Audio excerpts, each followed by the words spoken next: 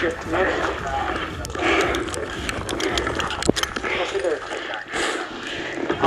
বাঙালিদের মধ্যে একটা যেন গর্ব।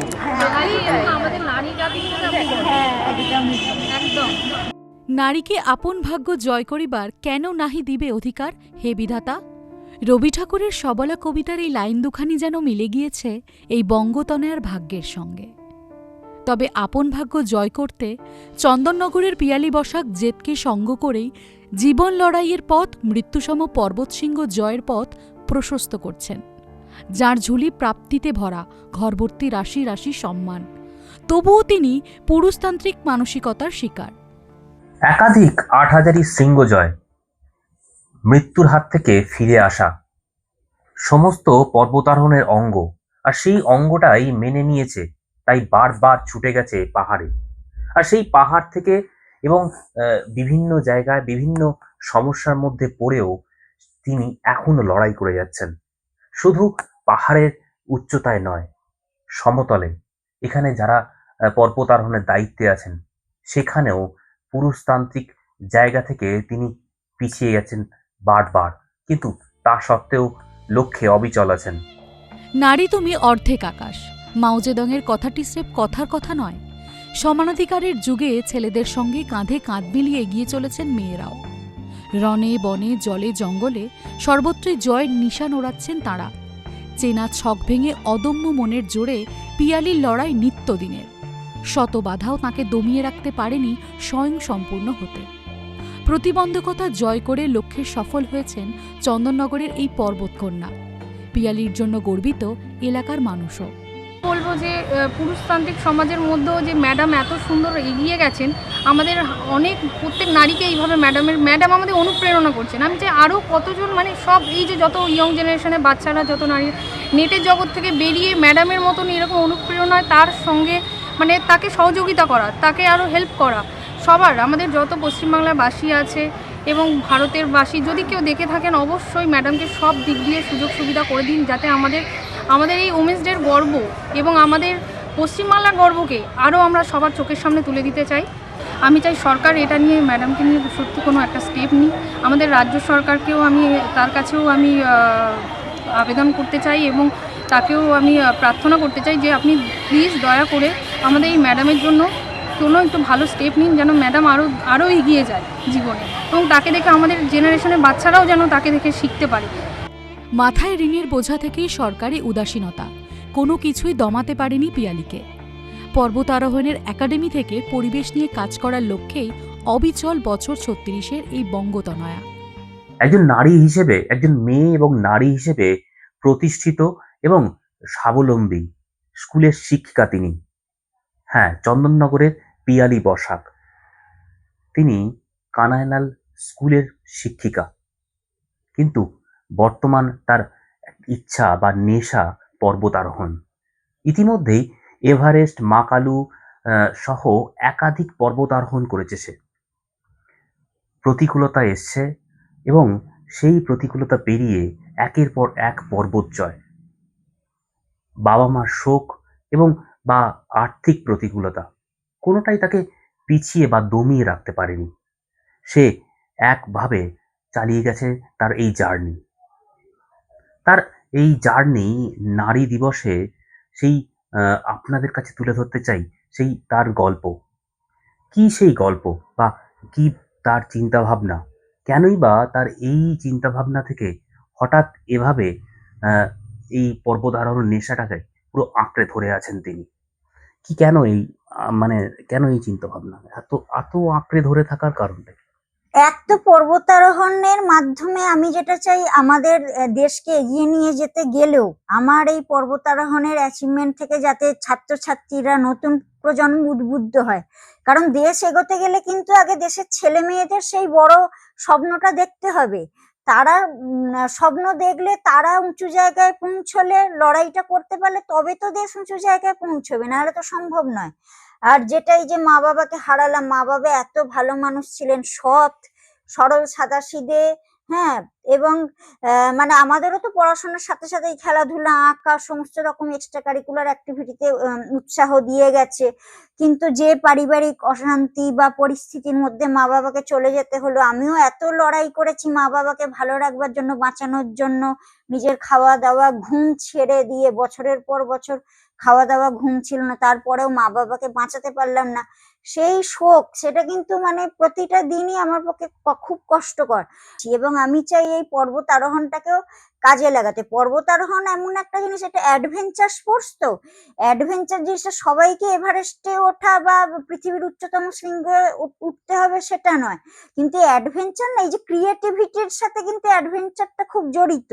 কারণ অ্যাডভেঞ্চার এই যে অজানা অচেনার মধ্যে আমরা নতুন পথ খুঁজে বের করছি, নতুন নতুন বুদ্ধি খাটাচ্ছি। আমি যেখানে যাই সেখানে তো অক্সিজেনই নেই, সেখানে সিদ্ধান্ত নিতে হয় এক মুহূর্তের মধ্যে। দাবা খেলাতে কি কতক্ষণ ধরে দেখবেন বসে আছে, মেডিটেশন করছে, ধ্যান। আমাদের পর্বতারোহণটাও ধ্যান, কিন্তু সেটা হচ্ছে যে পাহাড়ে উঠতে উঠতে ওই কঠিন মৃত্যুর মুখে প্রতিটা মুহূর্তে থেকেও সেই একটা ধ্যান। কিন্তু ওই যে যেখানে ব্রেনেই অক্সিজেন যাচ্ছে না, শরীরে অক্সিজেন যাচ্ছে না, অর্গান ফেলিওরের মতো অবস্থা, সেইখানে আমাদের এক মুহূর্তে সঠিক সিদ্ধান্ত নিতে হবে। ওই সিদ্ধান্তের উপরে আমাদের নিজেদের বাঁচা মরা নির্ভর করছে। পৃথিবীর মধ্যে প্রথম গেলাম, আগেও গেছি, সেটা এই যে শীতকালে মাকালু পৃথিবীর ৫ম উচ্চতম শৃঙ্গ অভিযান। এবং তেনজিং নোরগে শেরপা, যিনি পৃথিবীর সেরা একজন পর্বতারোহী, পৃথিবীর প্রথম এভারেস্ট আরোহণ করেছিলেন, তাদের জন্যই তো এডমন্ড হিলারি বা যে ব্রিটিশ টিমটা এভারেস্ট আরোহণ করতে পারলো, তেনজিং নোরগে শেরপা বা ওনাদের জন্য। তো উনি কিন্তু বলেছিলেন যে এভারেস্টের থেকেও মাকালু আরোহণ কঠিন, এবং সেটা গ্রীষ্মকালে। তখনকার দিনে তো শীতকালে কেউ চেষ্টা করার স্বপ্নেও ভাবেনি। তো সেই ৫ম উচ্চতম শৃঙ্গ আরোহণ এত টেকনিক্যাল, এত কঠিন, মাকালু স্টিপ, একদম পুরো রক ওয়াল, আইস ওয়াল, ওই ২৮,০০০ ফুট উচ্চতার প্রায় কাছাকাছি উচ্চতা। সেইখানে আমরা শীতকালে গেছি, এবং আমরা পৃথিবীর মধ্যে প্রথম গেলাম। অন্যান্য খেলায় যেমন দর্শক উপস্থিত থাকে, সব ভিডিও করা হয়, লাইভ দেখানো হচ্ছে, সেটা তো পর্বতারোহণে সম্ভব হয় না, দর্শক তো এই সেটা কি জায়গায় আগামী পৌঁছতে দিনে পারে হওয়া না। সম্ভব? আগামী দিনে ওইটাই বললাম, কিছুটা যেটা হলো স্টারলিংকের মাধ্যমে। স্টারলিংকটা তো স্যাটেলাইটের মাধ্যমে কাজ একদমই করে, আমাদের তো এই ফোন না নেট কিছু তো ওপরে কাজ করে না। না। হ্যাঁ, তো এবার স্টারলিংকটা প্রথম স্যাটেলাইটের মাধ্যমে কাজ করে। বেস ক্যাম্প থেকে আমি লাইভও করেছি, আপনাদেরও পাঠিয়েছি, সেটা লাইভ করে ফেসবুকে দেখিয়েছি। তো এইটা মানে পৃথিবীর মধ্যে প্রথম আমরা করলাম, সম্ভব না, হলো।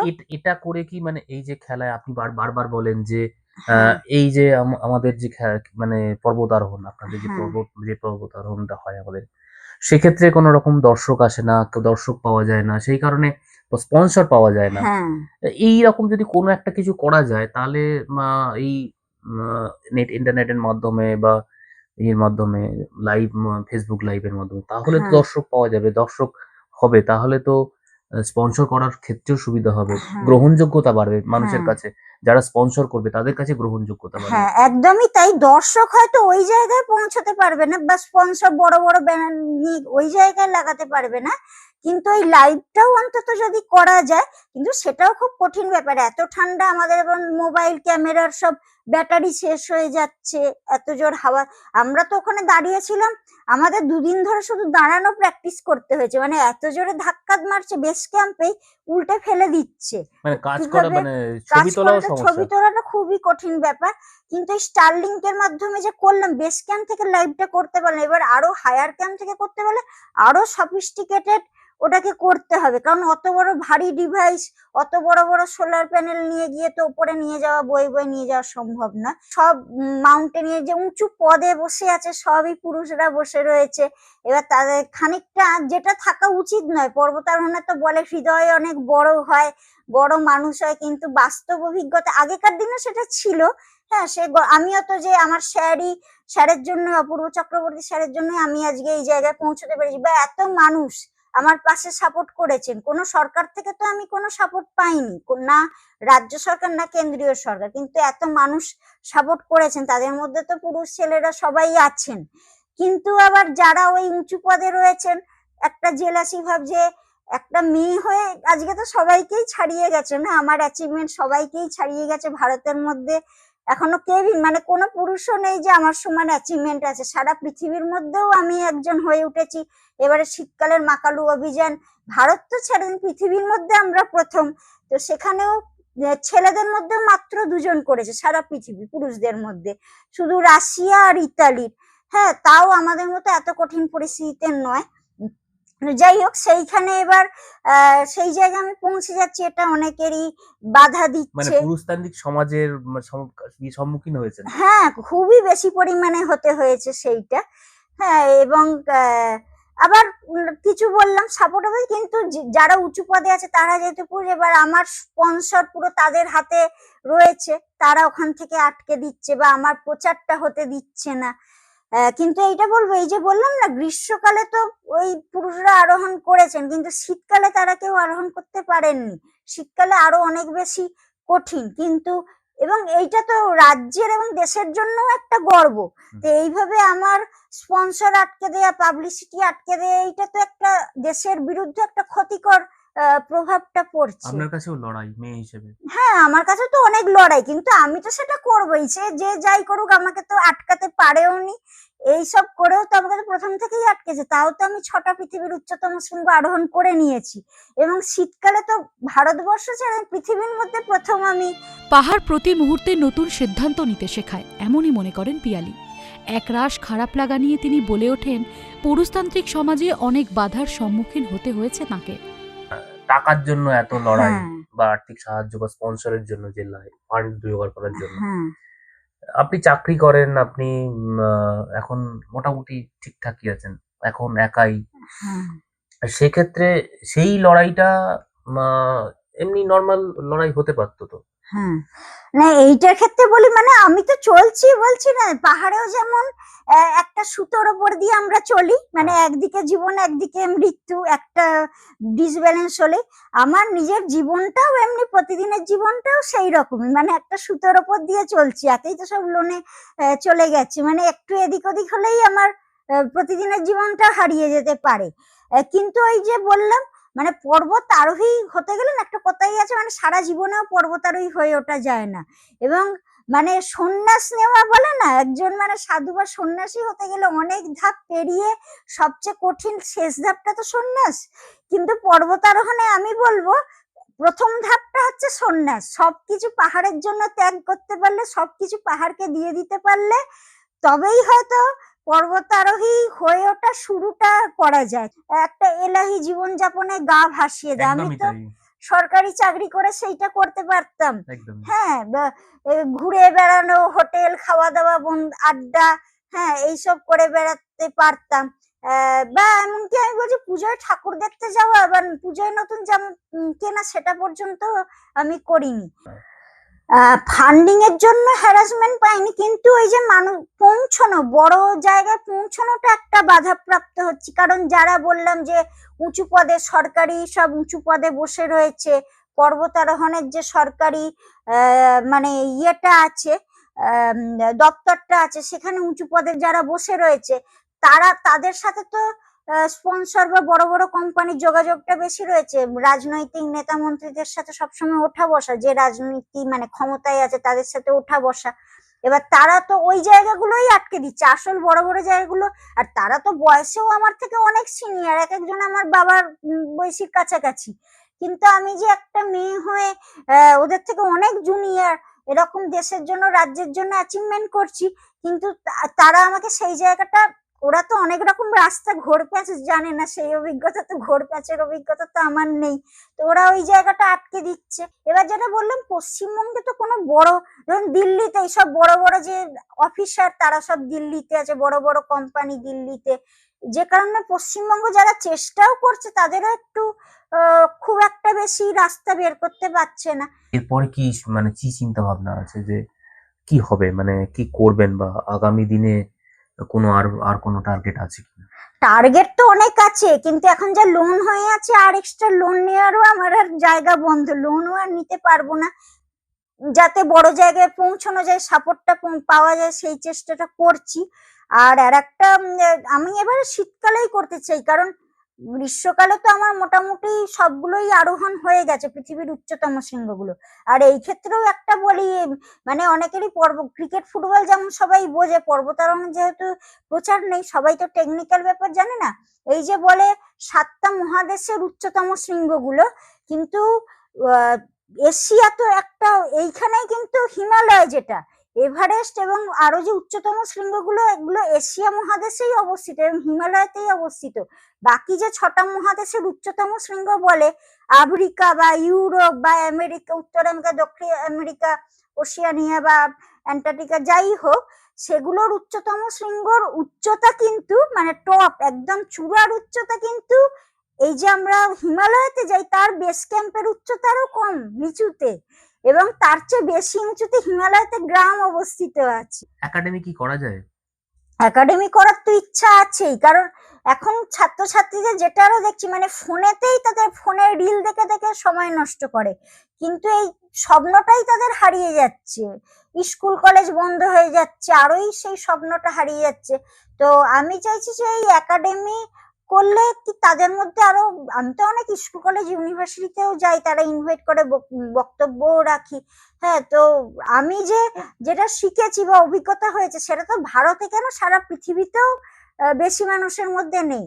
তো আমি চাই যে আমার সেই অভিজ্ঞতা শেখাগুলো ছাত্রছাত্রীদের মধ্যে ছড়িয়ে দিতে, তাই জন্য তো একাডেমি করার ইচ্ছা আছে, কিন্তু সাপোর্টটা না পেলে তো সেইটা করা সম্ভব নয়। এই যে অনেক কটা চন্দননগরে অনেক কটা ক্লাবও আছে মাউন্টেনিয়ারিং, হ্যাঁ, সেক্ষেত্রে মানে কি, যে এখন ক্লাব বেশিরভাগই হ্যাঁ, অনেকটাই কাজ, খুব একটা কাজ হচ্ছে না, বা কিছু কিছু জায়গায় হচ্ছে ছোটখাটো, খুব হ্যাঁ, মানে খুব ইয়েতে ছোট জায়গায়। ওইটাই, মানে ক্লাব প্রচুর আছে পর্বতারোহণে, কিন্তু কাজটা মানে ওই ছোট, যেহেতু বললাম ক্রিকেট, এই যে এত ক্রিকেট ক্লাব আছে, কারণ ক্রিকেটে কি প্রচুর স্পন্সর আছে, সাপোর্ট আছে, যে কারণে আজকে সবাই তো চাইবে যে হ্যাঁ খেলাটা করে।